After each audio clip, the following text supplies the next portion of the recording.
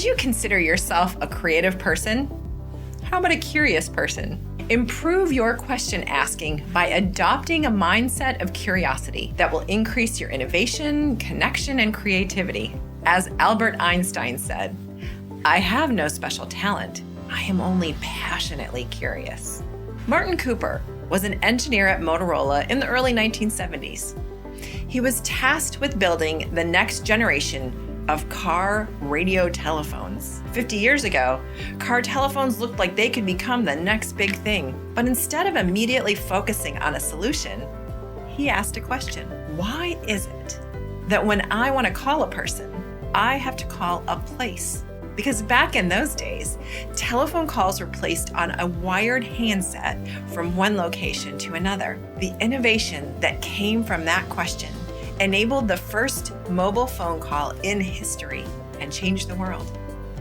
On April the 3rd, 1973, on the corner of 6th Avenue in New York City, how we communicate was forever changed by that one question.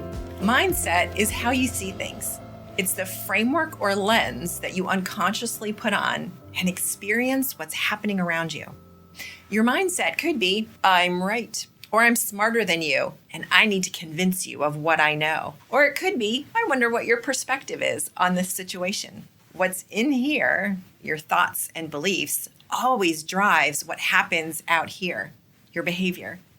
So it's essential to consider what your intent is, and when you are asking questions, what is your frame? Are you asking to connect, to control, to convince, or to co-create? Adopting a mindset of curiosity requires that you intentionally choose your own mindset and be conscientious of data overwhelm. Because unfortunately, in the information age, we're bombarded with a massive amount of information. While it is useful to be informed, if all we do is get more and more input, we won't have the space to imagine. Curiosity is the operating system to creating anything new.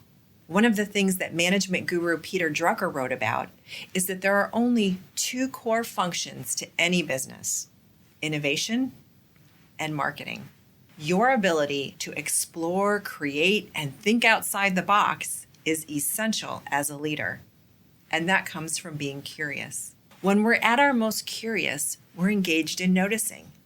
We put together the wide range of things that we absorb through our work and personal lives, and we put them together in new ways. It's this form of noticing that connects what we see, feel, hear, read, and witness. One way to think about innovation is pulling together uncommon things and reassembling them in unusual ways. That's exactly how this came to be. When electronic music players required scrolling in order to find new music titles, Steve Jobs took the idea of a combination lock and integrated it as a navigational approach to create the iPod, combining two ideas to make something new. Nothing new ever comes out of the status quo. Think about it. There's no innovation, no awareness, no problem solving, no value creation, and no adaptability without being curious and asking the questions that inspire further exploration. Asking questions from a curious mindset opens a dialogue to explore new possibilities. Consider using blue sky questions. These are questions that explore imaginary outcomes. They could include phrases like, "What if?" or "Could it be?" When you adopt a mindset of curiosity, what happens in here? One of the insights that's helpful to understand is how curiosity impacts the brain's neural networks. Neuroscience tells us that curiosity and extrinsic motivation light up the same area in the brain. Both curiosity and extrinsic motivation are influenced by the reward process. This is the dopamine response that makes us feel good when we get something we want. It feels so good that it triggers the need to do or get more of it. Your brain rewards you with dopamine when you connect past experiences or ideas to your current knowledge or learning. When you get a match, you get that burst of an aha or a reward from the neurochemicals. Another part of the brain that is essential to curiosity is the hippocampus. This is the brain area responsible for focus, helping you to absorb information. Without curiosity, we wouldn't seek new information. A study from the University of California has even shown that a curious state can enhance information seeking for nearly 24 hours. There are many benefits of a curious mind that is information seeking. When our curiosity is triggered, we think more deeply and rationally about decisions and come up with more creative solutions. Curiosity allows leaders to build trust and gain more respect from their followers. Curiosity inspires team members to develop more trusting and more collaborative relationships with their colleagues. Now, here's an interesting thought. When you're the expert, you can't get into flow. You know all the answers. So adopting an open and curious mind can enable you to have flow and have flow at greater levels. For those of you who aren't familiar with this concept, flow was a term popularized by psychologist Mihaly Csikszentmihalyi. He said, what you experience in that moment, known as flow state, is defined as an optimal state of consciousness where we feel our best and perform our best. Think of the last time you were deeply engaged in something and time passed without you realizing what was happening. You were probably in a flow state. Research shows that in a state of flow, you are 5 times more productive. So you can go to work on a Monday, be in a state of flow, and accomplish so much that you can take the rest of the week off. Well, maybe not. But flow makes a difference. So here are some ways to intentionally build a mindset of curiosity. First, schedule thinking time every week. Take a specific question, and during the thinking time, reflect on it. Leaders are paid to think. How much time is reserved in your calendar for thinking time?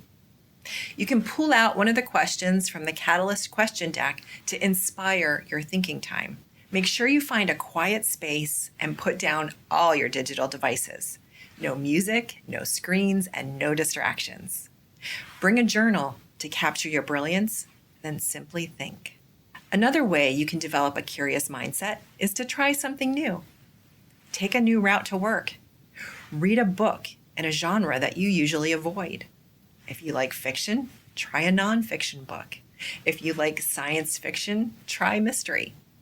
Try something new. Or you could go to a conference in a discipline that you wouldn't normally go to. All of these ways are something new to help you develop a curious mindset. The last thing you can try is being inquisitive and asking questions from a place of curiosity. Ask others for their opinions, perspectives, and approaches to specific things. Be respectful of the other person, even if their answer is unexpected. This is not an interview or an interrogation. Everyone does things differently. If you listen carefully and without judgment, you will find potential new answers and solutions to problems hidden in others' thinking. Curiosity is different from intelligence or creativity or even from leadership. Not everyone has those qualities, but everyone can be as curious as they want to be. And it doesn't matter where you start. Furthermore, your curiosity can help you be smarter and more creative. It can help you be more effective and also help you be better as a person. So develop a curious mindset.